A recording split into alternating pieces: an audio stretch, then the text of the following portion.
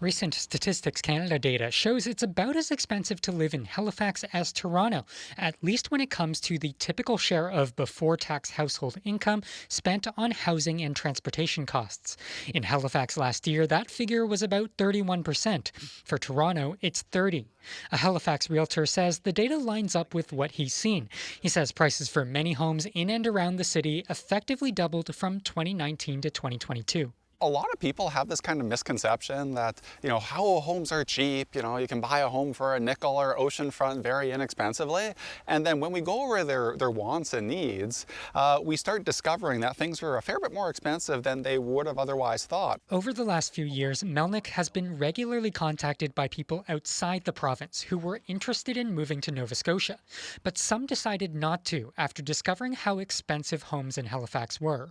The value proposition doesn't make that much more sense anymore relative to, say, a number of years ago when it was a lot cheaper. Up until 2 years ago, Montreal-based musician Rachel Sunter was living in Halifax. Sunter started to consider buying her first home just before 2020, but that quickly became out of reach. It was so rapid. Yeah. And I could be a homeowner on one side of that. On the other side, had no chance of becoming a homeowner, not as a musician, music teacher. The StatsCan data shows households in Toronto do spend a larger share of before tax income on housing than in Halifax, but when transportation costs are factored in, the cities are similar.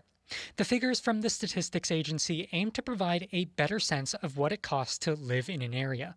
When planning, for example, for expansion of a house, housing costs are important as well as transportation costs, because both of them combined can have an impact on the finance of a household. The idea behind the dataset is even though housing in places like suburban areas can be less expensive than in the city core, that advantage can be offset by commuting and other transportation costs.